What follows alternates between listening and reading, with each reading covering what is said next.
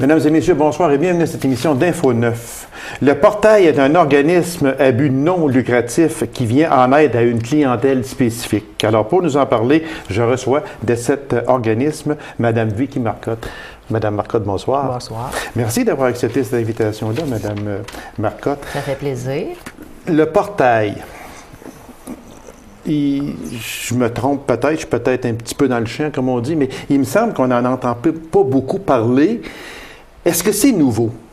Bien, en fait, c'est depuis 2001 que l'association Le ça Portail... fait quand même, oui, ça fait quand même une dizaine d'années au-dessus. L'association est sur pied depuis 1995, mais depuis 2001, c'est l'association Le Portail. Et c'est quoi, le Portail? Bien, en fait, Le Portail, c'est un organisme à but non lucratif, comme vous venez de dire, qui s'organise pour rassembler les familles qui ont un proche, un parent, un ami, un collègue, un conjoint qui est atteint de maladie mentale.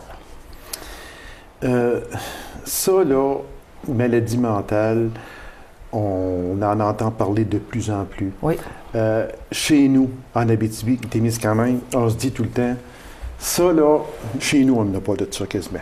C'est rien que dans des grands centres. Quand il arrive un drame, il arrive un malheur, on en voit là, presque à tous les jours là, dans la région de Montréal, région de Québec, dans les grands centres.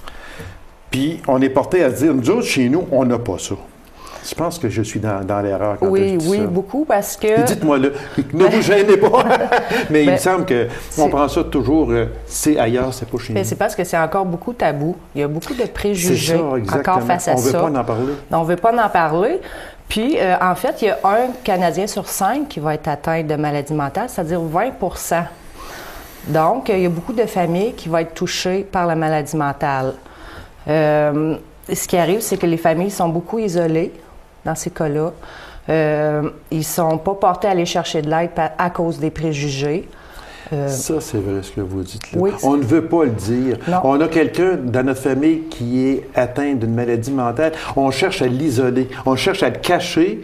Puis nous autres, on sort, puis on se dit « Ah non, on n'a pas besoin d'aide, il n'y a pas de problème. » Mais dans le fond, c'est pas ça. C'est très honteux, puis c'est difficile pour les familles d'accepter ça.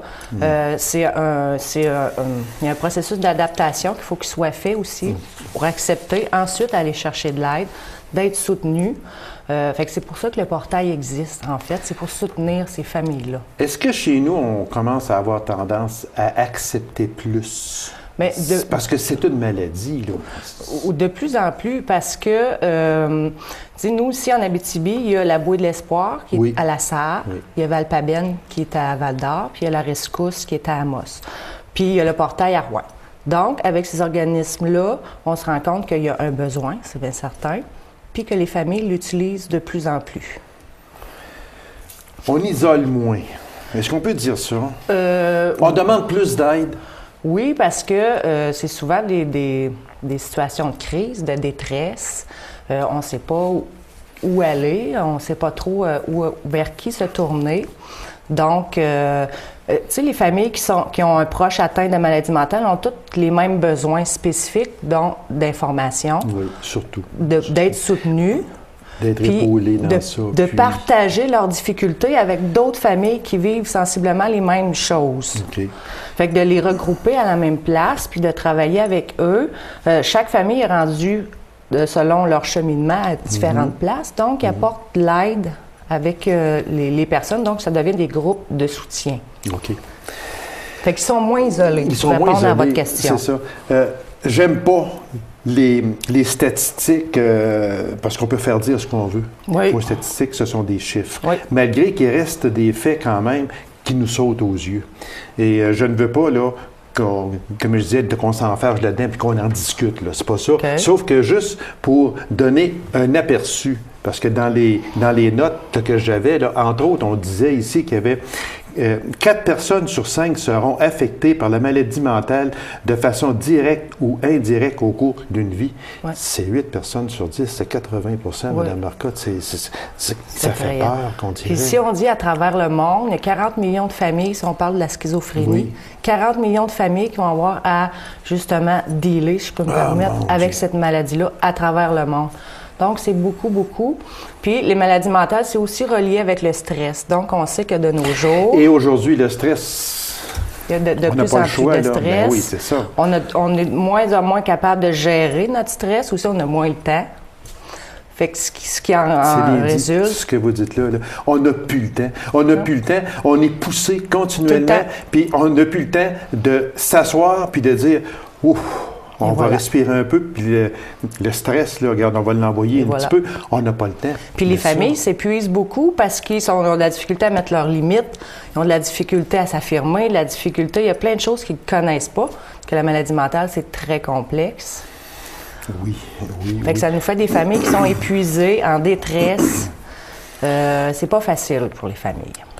Quand on dit aussi, encore juste une statistique là, comme ça, très vite faite, là, que 30 des personnes atteintes de maladies mentales auront un problème de consommation alcool ou drogue au cours de leur vie.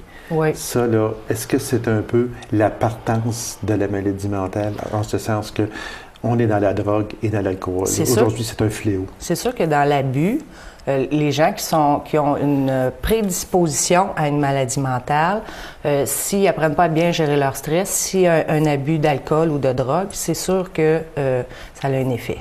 C'est bien certain. Moi, je trouve ça, t'es cool. Puis c'est complexe parce que là, on a deux problématiques à traiter. Ça, là. Exactement. C'est là, la toxicomanie. On n'en a pas exactement parce qu'ils disent qu'il y a augmentation de personnes atteintes du double diagnostic qui est toxicomanie et puis qui est alcool. Alors, ça devient un trouble qui peut t'emmener, je veux dire, à un trouble mental et on dit que c'est en augmentation. Oui, de plus en plus. Est-ce que c'est en augmentation ou bien on se cache moins? Bien, là, je sais pas. Tu sais, c'est difficile à dire. Mais sûrement que si on se cache moins, tant mieux, parce que, bon, on peut plus les aider dans ce sens-là. C'est ça, exactement. Parce que très souvent, probablement qu'il y a peut-être une décennie passée, ces personnes-là ne savaient pas où aller chercher l'aide. Et comme on disait tantôt, on se retirait, on cachait ces personnes-là. Puis éventuellement, là, peut-être qu'on recule peut-être de 70 ans, là, je pense pas me tromper, les gens qui étaient atteints de maladie mentale étaient possédés du démon. Tu sais, c'est des gens... Fait que c'est tout nouveau, là, les informations qu'on a sur la santé mentale, puis ça reste à venir aussi, là. Trouvez-vous ça difficile, un travail comme ça? C'est difficile parce qu'il faut faire la part des choses. Moi je peux pas me laisser aller dans mes sentiments ou mes émotions parce que je pourrais plus avoir... Contrôler. Non. Il faut... Ça prend un contrôle de soi-même à ce moment-là. Ne pas éclater devant une personne ou une famille. C'est là où... En parenthèse, vous n'avez pas le droit de le faire. Non, puis c'est là la différence entre être sympathique avec quelqu'un et être empathique. C'est ça. Il faut vraiment faire la différence, puis avoir un recul, puis un regard professionnel sur ce qui se passe dans le bureau ou dans les groupes, puis être capable de ramasser les personnes quand ils ont de la peine ou des choses comme ça. Fait que si moi, je suis pas bien dans ma peau ou j'ai des problèmes chez moi, il faut que je fasse attention. Autrement dit, vous fermez la porte de votre maison, puis vous l'ouvrez avec le soir. Là. Oui. Vous n'avez pas le droit de l'ouvrir. On n'a pas le choix. Il faut que ça soit comme ça. Trouvez-vous ça difficile? Bien, moi, j'ai appris avec le temps. J'ai pas toujours trouvé ça facile. Mais plus ça va, avec l'expérience acquise. Oui. Puis je vois aussi que j'ai des bénéfices en faisant ça. Là, je vois que les familles ont besoin d'être soutenues. Fait que moi, je suis là pour ça. C'est ma job, c'est mon emploi. Votre plus gros merci, c'est quoi? Bien, c'est quand les familles, ils reviennent puis sont rendus ailleurs dans leur processus de cheminement, si on veut. Ils ont passé le pire, autrement dit. Puis c'est parce que chaque famille a leur propre potentiel aussi, hein. Fait que moi, ce que je fais, c'est que je leur donne pas des trucs comme ça. Je leur aide à développer leur propre potentiel à eux. Donc, quand ils ont réussi ça, ben moi, ça me fait super plaisir. Bien, je comprends. Quand on regarde ici dans les produits et services, on parle de... Il y a quand même une gamme de services qui est offerte comme intervention psychosociale, activités d'information, groupe d'entraide, activités de formation, activités de sensibilisation. Oui. C'est beaucoup. Oui, puis il faut que ça soit diversifié parce que les besoins ne sont pas pareils pour toutes les familles. C'est ça. Il y en a, c'est plus individuel. Il y en a, on va faire des rencontres de couple. des rencontres de soutien. Quand on parle des ateliers Anna, je ne sais pas si vous l'avez nommé. Oui, c'est ça. J'étais rendu là justement. Okay. Anna et la mère. C'est ça. Qu'est-ce que c'est? C'est un programme pour les enfants de 7-12 ans qui ont un papa ou une maman qui est atteint de maladie mentale. Donc, eux, ils ne savent pas qu'est-ce qui se passe, ils ne reconnaissent plus leurs parents. Souvent, ils vont se sentir coupables de cette maladie-là, ils vont vieillir plus vite, ils vont se sentir responsables. Donc, nous, ce qu'on fait, c'est, premièrement, les sortir de l'isolement, qu'ils se rendent compte qu'ils ne sont pas toutes seuls à vivre ça, leur permettre de ventiler sur ce qu'ils vivent, puis de les informer sur la maladie mentale, tout en faisant de l'art. C'est par l'art, la créativité, que les enfants peuvent s'exprimer là, à travers ça. Je vous écoute parler, puis il y a des mots qui reviennent presque toujours. C'est la famille. Oui. Vous avez un rôle important à jouer auprès de la famille. Oui, parce qu'elle a un rôle thérapeutique voilà, important. Exactement, parce que la famille a un rôle à jouer énorme là-dedans. Oui. Et de plus en plus aujourd'hui, les familles, est-ce que les familles embarquent? De plus en plus, oui. Et le système les accepte de plus en plus. Il y a encore du travail à faire, mais de plus en plus, on inclut les familles dans le processus. Ce qui est très bien parce que... Bien, je comprends. Parce que ces familles-là ont besoin d'aide. Parce qu'ils sont démunis là, face à un problème. C'est un problème majeur. Ouais. Supposons juste que le père est en maladie mentale. Alors là, c'est l'épouse, ce sont les enfants, ce sont les frères, les sœurs, tout ce qui gravite autour de lui. Ces personnes-là ont besoin d'aide parce que seules, elles ne s'en sortiront pas. Je pense pas. Puis, en même temps, il faut qu'ils fassent, selon les maladies, il faut qu'ils apprennent à faire le deuil de la personne comme elle était avant. Parce que la personne, bon Dieu, ça, c'est important. C'est quelque chose. Ne pas penser, elle était de même avant, elle est rendue comme ça. Aïe, aïe. Parce que dans certaines maladies mentales, on ne parle pas de guérison, mais de rétablissement. Donc, c'est une adaptation à cette maladie-là. C'est un paquet de choses qui doit changer. Le noyau familial est comme en crise. Donc, il faut le soutenir, puis lui expliquer l'évolution de la maladie. Comment gérer les conflits. Comment on parle à quelqu'un qui est en crise, supposons. Comment on règle les comportements agressifs. C'est toutes ces choses-là qu'on voit aussi là, dans les groupes de soutien. Oui, exactement. On n'aura presque pas le temps. Il reste à peine 2 minutes. Parce qu'on pourrait en parler longtemps. On pourrait en parler très longtemps. Puis entre autres, des problématiques reconnues, là, schizophrénie, troubles bipolaires, qu'on appelait maniaco-dépression, la dépression, les troubles obsessionnels compulsifs, les troubles de personnalité limite, troubles majeurs. Il y en a tellement. Oui. C'est incroyable. Oui. Puis ils sont toutes plus complexes une que l'autre. Ah oui? Oui. Puis on parle de troubles de l'humeur, des troubles de comportement, des troubles de perception, selon la maladie. S'il y a des personnes qui écoutent en ce moment, qui veulent de l'aide, qu'est-ce qu'elles ont à faire? Bien, c'est de nous contacter. 7 jours, pas 7 jours sur 7, mais du lundi au vendredi, au portail. C'est le 764-4445. C'est situé au 56 principal, c'est la suite 200. Okay. Il y a toujours moyen d'avoir des rendez-vous parce que les gens ils travaillent dans le jour, fait qu'il y a des moyens d'avoir des rendez-vous le soir. Ah, OK. Moi, je suis bien polyvalente à ce niveau-là. Vous êtes ouverte à ça? Oui, il y a toujours quelqu'un qui va accueillir les gens. Ça peut être au téléphone aussi. Souvent, les gens appellent en détresse au téléphone. Fait que moi, je vais faire de l'intervention téléphonique avec eux. Vous devez en recevoir de toutes les sortes, comme on dit. Oui. C'est triste. Parce qu'on ne peut pas s'imaginer. Oui, c'est triste. Oui. C'est triste quand on est rendu là. Puis on ne peut pas délaisser ces personnes-là. On n'a pas le droit de faire ça. Mais non, pas du tout. Et vous êtes placée pour en témoigner, Mme Marcotte. Oui, vraiment. Alors, les personnes qui prennent cette émission-là et qui ont des problèmes ou dans leur famille, appelez au 819-764-4445, Mme Marcotte. C'est ça. Puis surtout, ne vous gênez pas. Il n'y a aucune gêne à ça. Il y a vraiment... Il ne faut pas être gêné de ça. Là. Pas du tout. Ça nous fait plaisir d'aider les gens. Ont besoin d'aide. Madame Marcotte, merci, c'était très intéressant. Puis, on va s'en reparler. J'en suis persuadée parce qu'il y a encore beaucoup de choses qu'on n'a pas eu le temps de discuter. Fait qu'on va se reprendre. OK. Je vous remercie beaucoup, Madame Marcotte. Alors, mesdames et messieurs, courte pause, on vous revient immédiatement après. Restez avec nous.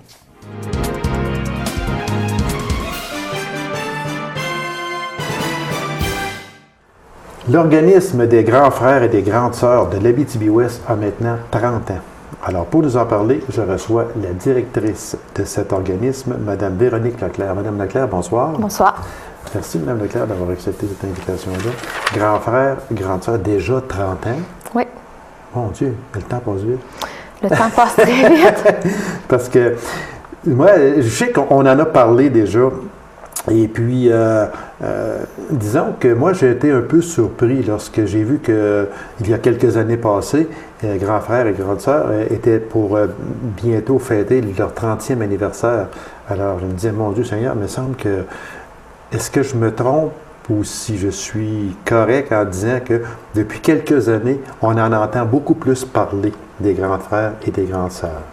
Est-ce que c'est possible? C'est possible. En fait, je sais depuis que moi je suis en poste, on a fait beaucoup de relances au niveau médiatique, au niveau de l'implication sociale aussi pour démontrer qu'on est bien actif et qu'on est là dans la communauté. Parce que c'est important aussi. On va parler. Moi, d'abord, 30 ans, il y a eu une inauguration d'une sculpture faite par l'artiste Jacques Barry. C'était quoi cette sculpture-là et elle est située à quel endroit? En fait, la sculpture est située au Parc Jardin d'Oiseaux à La Sarre. Okay. C'est une sculpture qui est très avec laquelle on peut joindre l'utile et l'agréable. Parce que oui, elle est belle à regarder, mais aussi on peut l'utiliser.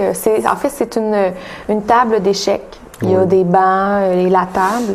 Et les jeunes ont participé à cette sculpture-là aussi, les jeunes qui font partie de notre organisation, pour confectionner les pions. Alors, c'est vraiment pour représenter un peu la dyade d'un grand frère et de son petit frère ou d'une grande sœur de sa petite sœur, qui peuvent s'y asseoir et passer du bon temps ensemble. On ne reviendra pas sur le sujet, malgré que ça me pique un petit peu, là, mais c'est qu'elle a été vandalisée. Puis ça, c'est... En tous les cas, j'embarquerai pas là-dedans parce que j'ai peur que mes paroles dépassent ma pensée parce que je trouve ça tellement ridicule, tellement stupide de briser quelque chose de même. Ça donne quoi, là, tout simplement, là, tu sais? On n'en reviendra pas sur ça, là, parce que comme je vous disais, j'ai peur de m'emporter, mais c'est tellement un geste ridicule. Il y a Mme Jubinville aussi, une policière à la Sûreté du Québec, qui a créé 32 gravures, dont 28 illustrent des pages de l'histoire des municipalités desservies par les grands frères et les grandes sœurs. Ça, c'était de l'ouvrage énormément, ça. Énormément de travail. Christelle a travaillé vraiment fort avec Jacques Barry pour la confection de l'œuvre. Jacques s'est concentré sur l'aspect sculptural. Oui, c'est son aspect, oui, c'est ça. Et Christelle, elle, a confectionné les gravures qui font en fait office de pions d'échecs, pas de pions, mais des petites cases de la table d'échecs. C'est ça. Puis ça représente en fait toutes les municipalités qu'on dessert, nous, en Abitibi-Ouest. Fait que ça a à la fois une vocation très historique un peu et par rapport à notre territoire en Abitibi-Ouest et ça a un côté très personnel à notre organisation parce que nous, on dessert un vaste territoire. Oui, c'est grand le territoire des grands frères et des grandes sœurs. Oui, parce qu'on couvre toute l'Abitibi-Ouest, alors ça fait beaucoup de municipalités à desservir. Vous avez inauguré des nouveaux locaux en 2011. C'était devenu essentiel. Oui, en fait, c'était devenu essentiel. On était quand même bien où on était situé. C'est l'espace. Oui. Là, on a l'avantage d'avoir plus d'espace. On est quand même bien centré. On a misé sur l'affichage.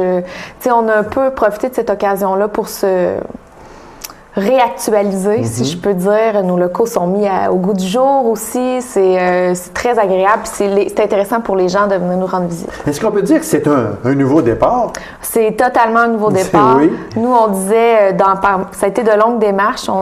Tout le long, on disait que c'était un nouveau souffle pour nous. La maison est maintenant située à 6 8e Avenue Est. Le 8e Avenue Est à La Sarre, c'est à quel endroit exactement? En fait, nos locaux sont situés au 2e étage de l'édifice de la MRC d'Abitibi-Ouest. Ah, OK. En fait, c'est l'entrée la plus à l'est. On a notre entrée personnelle et nous sommes situés en haut. Là, on va parler, si vous me permettez, Mme Leclerc, de la mission des grands frères et des grandes sœurs. on dit que c'est un service de mentorat de 6 à 16 ans. Expliquez-nous exactement c'est quoi que la mission des grands frères et des grandes sœurs. Mais en fait, nous, ce qu'on vise, c'est de permettre à des jeunes de 6 à 16 ans qui viennent de familles monoparentales de pouvoir profiter d'une relation significative avec un adulte dans le but de lui permettre de développer son plein potentiel. Donc, par ça, on parle d'habileté sociale, on parle d'estime de soi, de saines habitudes de vie. Vraiment, ça touche un peu toutes les facettes là, par le mentorat, la relation qui se crée. Ça permet vraiment d'aller chercher, de connaître autre chose et d'aller chercher une force un peu à l'intérieur du jeune pour pouvoir développer ces optiques-là et lui faire voir autre chose, bien sûr. Les activités, il y en a environ 3 à 4 par année. Elles sont essentielles. Là, je sais qu'on va revenir tantôt là, sur l'activité auto-cadeau qui est quand même une des principales activités. Comment un jeune peut s'en aller dans une famille, chez un grand frère ou une grande sœur? Peut-être que le jeune qui nous écoute, d'abord, est-ce que c'est obligatoire d'être une famille monoparentale? Bien, en fait, c'est un de nos critères de base. À l'origine, lors de la création de l'organisation, c'était notre critère de base. Maintenant, on ouvre un petit peu nos horizons pour s'adapter aussi, en fait, pour être actuel là, pour la société avec ce qui se passe en ce moment dans les familles. Non, c'est pas une obligation de faire partie de famille monoparentale. Nous, on évalue, c'est sûr, toujours afin que ça réponde aux besoins du jeune. Si, exemple, c'est un petit garçon ou une petite fille qui habite avec la maman elle a un nouveau conjoint, c'est pas le père, bien là, on peut accepter des cas comme ça selon le besoin. Si pour l'enfant, son père biologique lui manque ou des choses comme ça, on y va quand même avec un peu de souplesse. Peut-être une question comme ça. Est-ce que le grand frère et la grande sœur remplacent un père ou une mère? Aucunement. C'est vraiment le but de devenir un ami. Malgré la différence d'âge, qui pour certains peut paraître un peu étrange, le but, c'est vraiment de créer une relation et de développer une amitié qui est différente, bien sûr, qu'une amitié là, entre deux jeunes de la même âge, mais c'est vraiment pour aller que l'adulte devienne un confident, vraiment y passer du bon temps ensemble environ une fois à toutes les semaines ou aux 2 semaines. Comment on devient grand frère aux grandes sœurs? Là? Comment on le devient? Quels sont les critères? Est-ce qu'il y a une enquête qui est faite? Qui fait l'enquête? Parce qu'il y a toujours, et ça, moi, là, j'ai tellement ça en horreur, et je pense que vous me voyez venir tranquillement.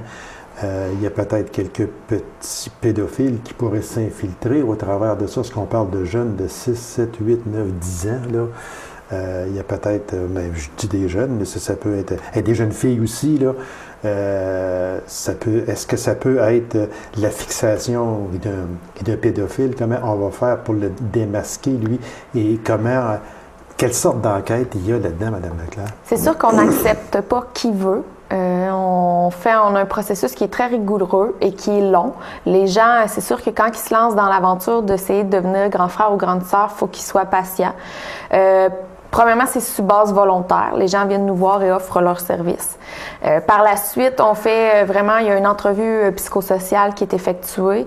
Il y a aussi, en fait, l'entrevue, c'est dans le but d'évaluer un peu les intérêts, les motivations de la personne et pour aussi la connaître un peu plus approfondissement. Pourquoi elle veut devenir grand frère? Exactement.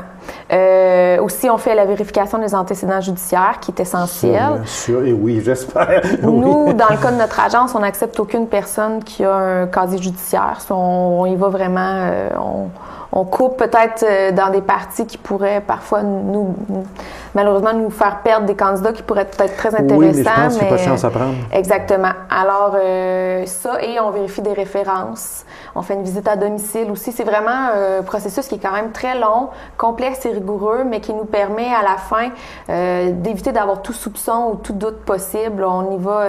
Dans le cas d'un doute, on n'accepte pas les personnes.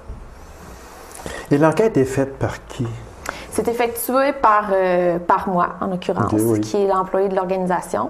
Mais en général, en fait, c'est effectué par une personne qui est formée au niveau clinique, qui a des aptitudes et des compétences par sa formation, qui peut aller vraiment démystifier un peu les intérêts de la personne et pouvoir creuser un peu et pas aller seulement en surface. Une question comme ça, là, parce que j'essaie le plus possible de voir clair là, dans ça, parce que c'est quand même très important. Prenons l'exemple d'une personne de sexe masculin. Elle vit seule. Elle demande d'être grand frère. Est-ce qu'il faut que cette personne-là soit en couple pour demander aussi une personne vivant seule peut être grand frère? Je dis grand frère, mais grande sœur aussi. Là, oui, fait, on n'est pas... c'est vraiment d'évaluer les motivations de la personne. On y va pas seulement avec des personnes qui sont en couple ou une personne seule peut très bien là, prendre des démarches parce qu'on s'entend que ce qu'on demande nous, à la personne, c'est de faire une activité par semaine ou aux 2 semaines. Donc, on parle de 3-4 heures par semaine ou aux 2 semaines avec le jeune. L'emmener à la pêche le printemps, l'emmener à l'aréna la fin de semaine, etc. C'est ça un peu, là. Alors, c'est pas, le jeune n'emménage pas chez la personne ou quoi que ce soit. C'est vraiment, souvent, c'est des activités qui ont lieu à l'extérieur. Donc, une personne seule peut très bien se lancer là-dedans. On a parfois des retraités, on a... Parce que si j'insiste un peu sur ça, c'est parce que c'est tellement facile à ces personnes-là, peut-être, d'essayer de s'infiltrer dans ça, puis ce serait dommage, ce serait vraiment inconcevable. C'est pour ça que... Oui, mais c'est pour ça qu'on met vraiment en place des moyens pour essayer le plus possible là, de... C'est sûr que l'enquête qui est faite, elle est bien menée, ça j'en suis persuadé. Puis quand vous donnez le OK à une personne, vous devez non pas être sûr à 95%, c'est être sûr à 100%. Exactement. Puis on est très près de nos bénévoles par la suite. Il y a des suivis qui sont faits très régulièrement. Les personnes sont contactées souvent. On fait beaucoup d'activités qui impliquent nos bénévoles, ce qui fait qu'on est assez à proximité pour s'assurer que tout fonctionne bien. L'activité auto-cadeau qui a rapporté quand même 2338,89 $, c'est important? Oui, c'est très important. Oui, hein, c'est une grosse activité pour vous autres. Ça, c'est que vous emballez des cadeaux de Noël. Oui. En fait, grâce à des commanditaires, on va chercher près d'une centaine de commanditaires en Abitibi-Ouest. On recueille c'est des dons en cadeau. Et ensuite, nous, on les emballe. On fait vraiment comme une grosse fête de Noël. Et les gens, on est situé au Carrefour La Sarre et les gens sont invités à venir piger. La contribution est volontaire. Vous avez honoré deux bénévoles dernièrement qui sont Mme Brigitte Guertin et M. Mario Lacasse pour 15 ans de bénévolat. C'est bien. Oui, c'est des bénévoles. En fait, nous, on a la chance dans notre conseil d'administration d'avoir des bénévoles qui restent longtemps. Tant mieux, tant mieux. Souvent, ils comparent ça à une petite famille. Alors, les gens restent et apprécient beaucoup la dynamique là, qui est vécue au sein de notre organisme. Et on félicite Mme Guertin et M. Lacasse. Là, vous êtes à la recherche de bénévoles. C'est sûr, il en manque beaucoup, beaucoup. Alors, ceux qui seraient intéressés peuvent communiquer avec vous autres? Oui, en fait, c'est de contacter directement l'agence. Par la suite, une rencontre qui est faite, le processus est expliqué et ensuite, on enclenche toutes les démarches. Alors, on peut vous rejoindre au 333-9132. Exactement. Alors, Mme Leclerc, merci infiniment. Puis, longue vie aux grands frères et aux grandes sœurs et longue vie à vous à la tête de cet organisme-là comme directrice. Merci. C'est moi qui vous remercie. Alors, mesdames et messieurs, merci d'avoir été là. On se donne rendez-vous à une prochaine émission de 9 au 9. Au revoir.